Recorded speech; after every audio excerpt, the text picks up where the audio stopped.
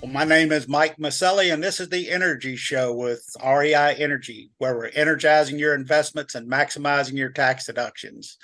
Today, we're going to be talking about the Global Climate Conference, and you're going to discover how an oil chief from an OPEC nation was selected lead this year in the Global Climate Summit.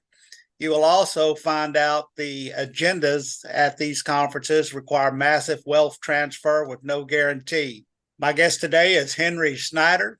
Henri is a professor of economics and has represented Switzerland as a negotiator at previous COP conferences. Great to have you on the show today, Henri.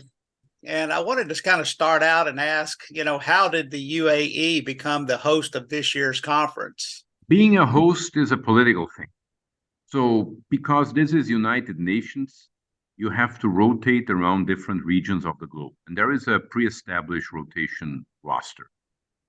And within the region, there is usually a discussion about which country can pay for the conference, because it's usually the host country that pays for a lot of stuff happening, especially infrastructure, and also who wants to project power. And for example, last year, the conference was in the African group, and Egypt, being one of the largest countries in the African group and an active country on the international level, wanted to project power, so Egypt volunteered. And it's the same thing now. Now we are in the Middle East.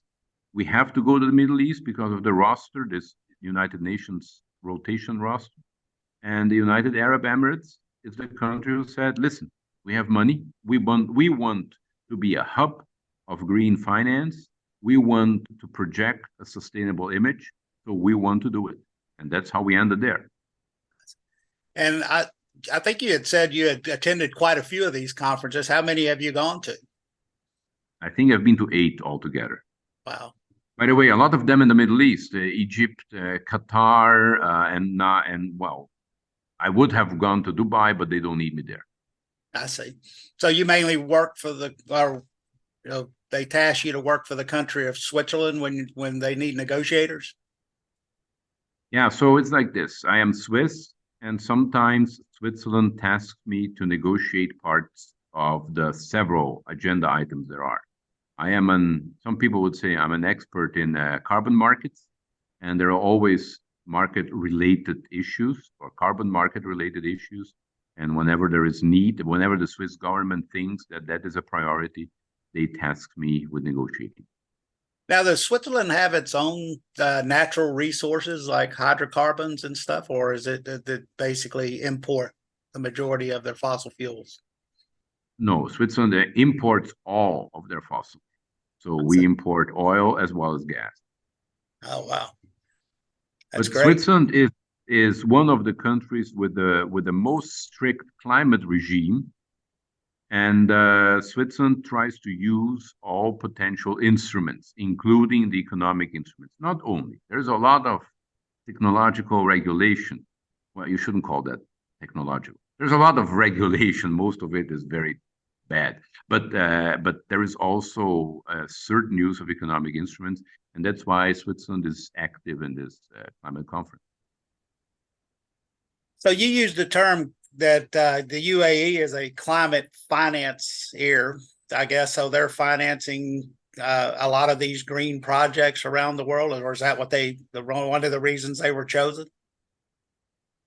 That's one of the reasons that they bullied their way into being chosen. The choice is never on merit.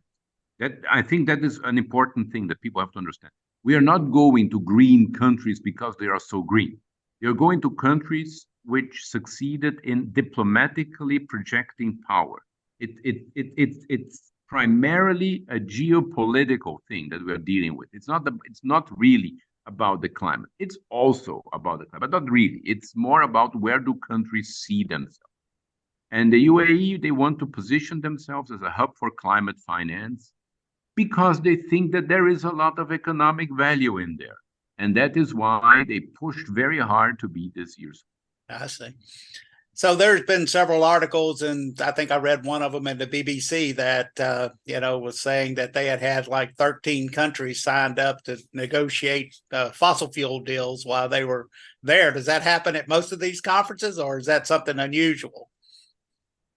Well, I think it's unusual, at least the transparent way, the clearness of negotiating oil while doing a climate conference or in a climate conference. That is, at least for me, the first time. I have seen something very similar happening, but a little bit different. I think it was in 2014 in the climate conference of Warsaw. They were having at the same time a conference on climate and a separate conference on coal and how to use coal in industrial appliance. So it's well, I guess a lot of times, these countries get together and so they discuss not only, the climate, but their other obviously exports and what the country does, right? Well, yeah, that's correct. And also, it makes sense to discuss energy. It simply makes sense. You have a lot of energy people there. So, no, why not discuss energy? And there is fossil fuels, there is non-fossil, there is hybrids. Why not discuss everything at the same time? It makes really sense if you well, of course, the climate crowd only thinks about climate. But really, what drives climate is energy. It makes sense to discuss energy from a country's No, I perspective. agree with you. I've always taken the position that, green energy obviously has its part in the whole world's, energy tool bag, for example. But as far as, we need all types of fuels, fossil fuels, wind energy, solar energy. I mean, we're approaching close to 8 billion people in the world now. So, we need all forms of energy, not only nuclear. Do they ever talk about nuclear there, or is it basically just green? Nuclear Because is the big no-go, big no-go. Let me expand on that. The thing is, in climate conferences, they have identified coal and oil as the big villains of climate. And usually they go around telling that one has to phase out these two. And when you ask, okay, but you need to substitute it because right now they are part of the mix. How do you want to substitute it by which technology? And then everyone says, yeah, solar and biomass and wind and so on. And then I am used to telling people, yes, and nuclear. And then you see people literally jumping out of the window when I mention nuclear. The thing is, what even the climate crowd does not fully recognize is we have the Intergovernmental Panel on Climate Change, IPCC. We might not like them. People, from my persuasion, think that their work is very, very political and not as scientific as it should be. But it's a scientific body charged with working up or charged with coming up with the scientific scenarios that underlie all the negotiations. This scientific body, this so-called scientific body itself, part of the negotiation, has developed 90 programs for the future, or 90 scenarios, one should say, 90 scenarios for the future. In 89 out of 9, 89 out of 9, they have nuclear energy playing a part. Differently large part, but in most scenarios, a huge chunk of the energy being produced would be nuclear. And that is something that a body reporting to the climate conference produced. And the climate negotiators don't want to accept that. They really taboo. It's like a taboo. You never talk about their topic, although the science base, which they created themselves, tell them to talk about it and to consider it. yeah, I would That think I that find to some degree dishonest. I would think that would be one of the number one things that people would talk about because it is, the cleanest form of energy, I guess, and it's a very reliable form of energy, correct? As compared to solar and wind. It's clean, it's reliable, it has only minimal impact on the biosphere, on all the animals and plants and everything that's around. It has several advantages. And it's somehow dishonest that they never talk about it and keep on dreaming about solar and wind. I have nothing against all these technologies. What I'm against is discriminating against a technology, nuclear, that has very clear advantages, even though their own scientific information body tells them to think about it. Now, when you look at, when they go to these conferences and they actually look at real life events that take place, like Germany, they were the number one pusher of green energy, I guess, when this all started out. And, now they've found that, that it hasn't been economical, and they've spent billions and billions of dollars, and now they're having to revert back to burning coal and and wood and different and imports and exports. So what do they when they look back at these scenarios that took place? I mean, what do they come out and say about it? Mike, your question is wrong. Okay. Because your question is completely wrong, because you're an optimist. You presuppose that there is a learning curve. There is no learning curve. No one reverts the position one has taken. And I'm saying this is a joke, but it's really tragic. Apparently, this system is not willing to learn from empirical reality. European Union, most energy made in the European Union, if you discount France, most energy made in the European Union is fossil fuel. And still, the European Union is the one in climate conferences pushing everyone to be 100% green and 100% clean. Whatever they want, whatever they push forward as a policy, they don't uphold it within their own borders. And they cannot they do not come clean and say, you know what, people, we are on the wrong track too, according to our own policy. They say, we want everyone to be 100% renewables and 100% renewables only, with so-called net zero emissions by 2050 or before. And again, I call it dishonesty when you clearly submit something that A, has no empirical basis, and B, you are doing the complete opposite of. Well, when you look at countries like China and India, I mean, they're so-called falling under this developing nations, issue that they have out there or putting out. And but it doesn't matter what else the rest of the world does, right? If China and India are not going to follow along, I mean, with the populations they have, I mean, it's all a moot point, correct? That is correct. And these two countries are nationalistic in the sense of they do not accept any international mandatory framework to which they need to adhere. They always say, and that is in line with their policy, that everything is nationally determined. So for them, the Paris Agreement is only a very nice piece of paper where a bunch of countries came together and said what they could do. But it's not a treaty, it's not mandatory, it's not. They try to align some of their policies, but for them it's clear. Human development, economic development, in China's case, military development comes first, and climate comes, position 275. So, I've read several articles about this being a huge transfer of wealth. I mean, how does that fall into the picture? Because when you talk about all of these green energy, policies, and I think everyone now is coming to the realization that, they're not ready for prime time, right? They're not ready to basically replace fossil fuels and to replace natural gas, but yet we're still throwing all these billions and billions of dollars at it. And, I know here in the US, a lot of our tax dollars are now being allocated to some of these, what we call developing nations, which China is included. So we're sending a ton of our money there. Well, most people are not aware of the goals of the Paris Agreement. The Paris Agreement has 3 goals, and they are of the same importance to the agreement. Mitigation, which means that we are going to emit less carbon dioxide, or greenhouse gases generally. Adaptation, which means that we are going to live with climate change.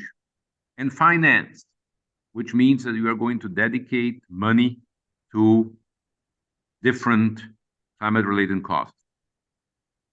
If you just take the three goals, two goals have nothing to do with stopping climate change.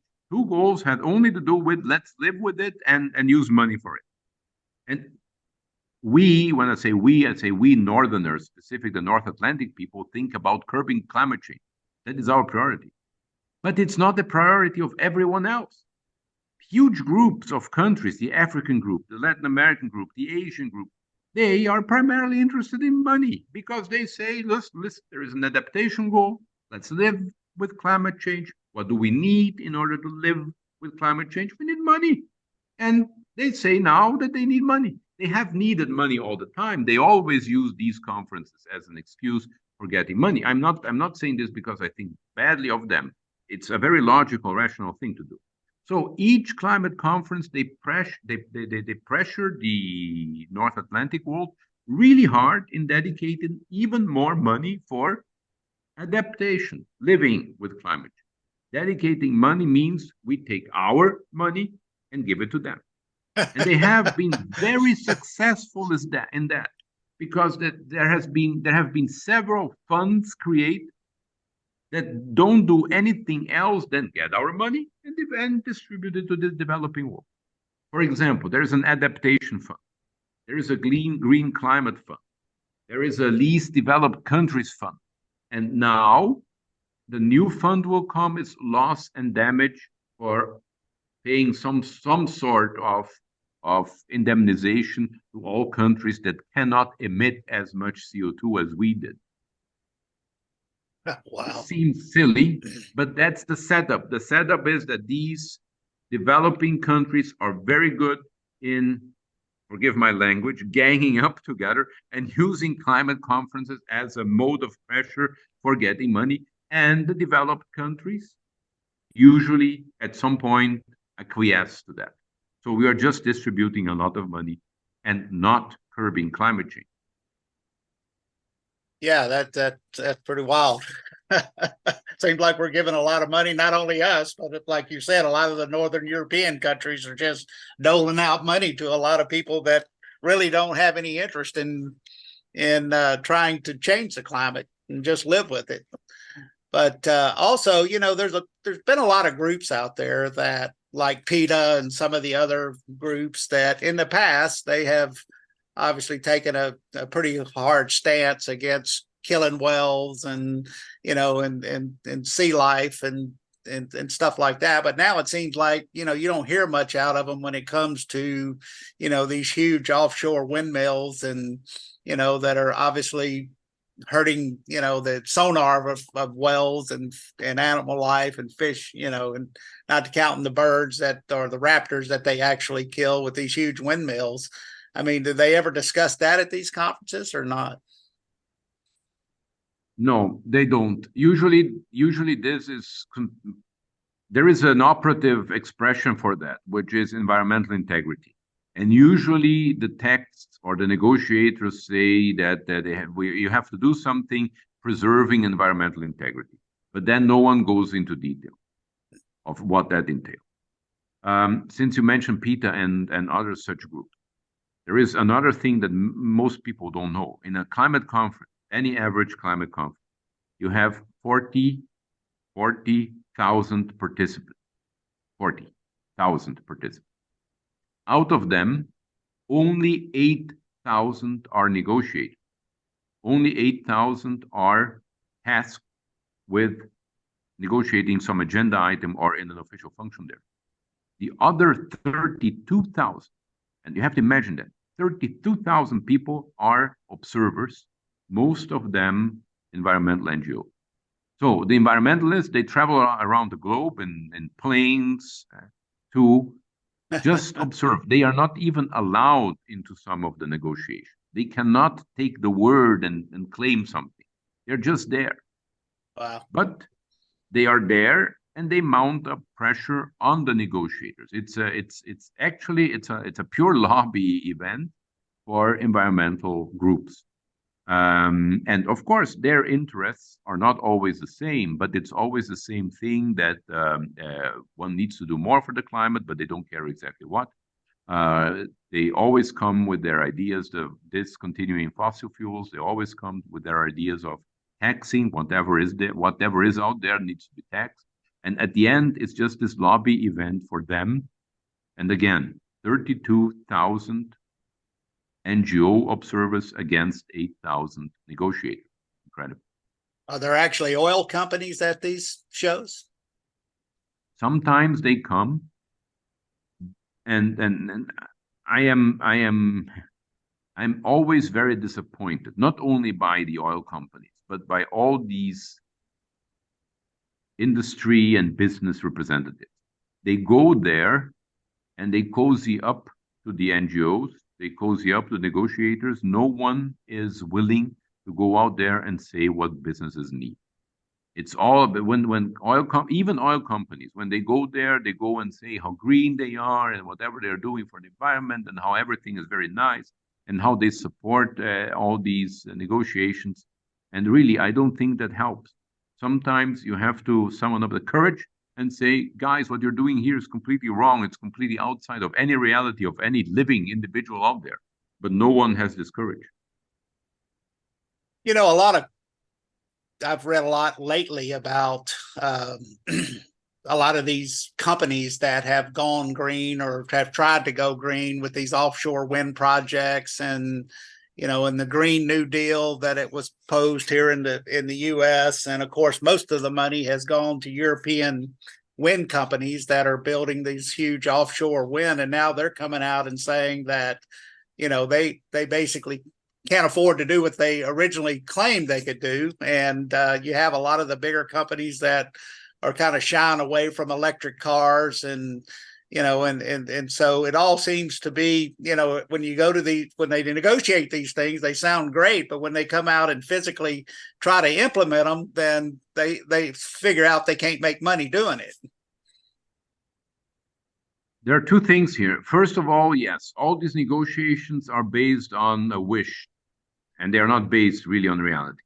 And second, these companies are very good rent seekers. So they like saying that they don't have money because they know that the European Union is not good at calculating costs. And the European Union is especially bad at sunk costs. So these companies know that if they make a fuss about not having money, they are going to get new subsidies from the European Union.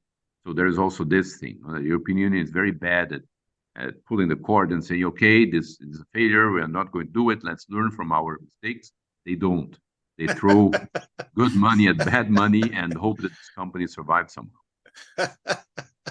Yeah, well, that's literally what I've been reading. It. A lot of them are coming back wanting to renegotiate their contracts and saying that, you know, costs have gone up and that we can't, you know, we need more money or we need more subsidies, I guess, in order to implement these ideas that we all had.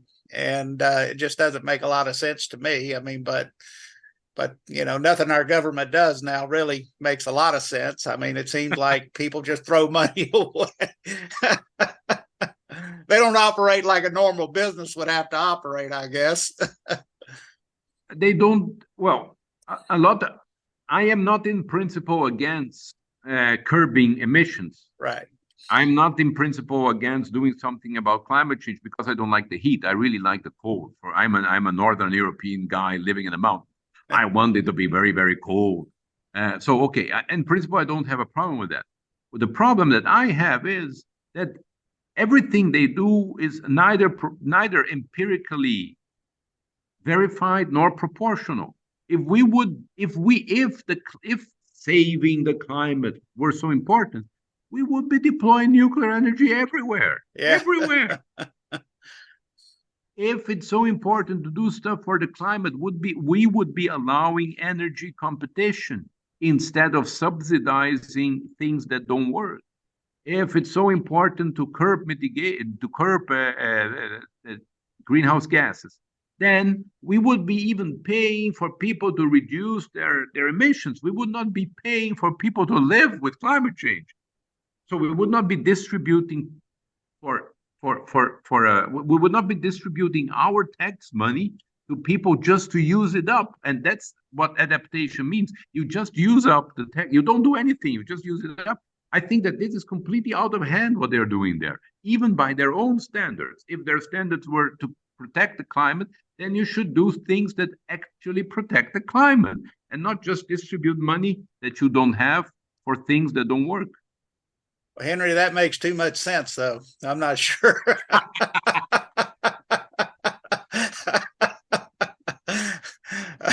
I'm not sure they're there for that. I think somewhere along the line, somebody's making a lot of money, but it's just not the taxpayers. As a negotiator, sometimes I sit at my negotiation table and we discuss market mechanisms and whatnot. And I catch myself quoting Captain Kirk, "Beam me up, Scotty. There is no intelligent life on this planet." And you have, like you were saying a little bit earlier, you got all these 30,000 people that are observers. I guess a lot of them are elitists that are just trying to feel good about themselves, right? By attending the conference. They don't really care that they flew there on their private jet. Yeah, that's another thing. Any COP, Conference of Parties, by the way, any climate summit, or the conference of parties to the climate agreement, has a so-called high-level segment. The high-level segment is presidents, prime ministers, I don't know, kings and queens coming and making grand statements.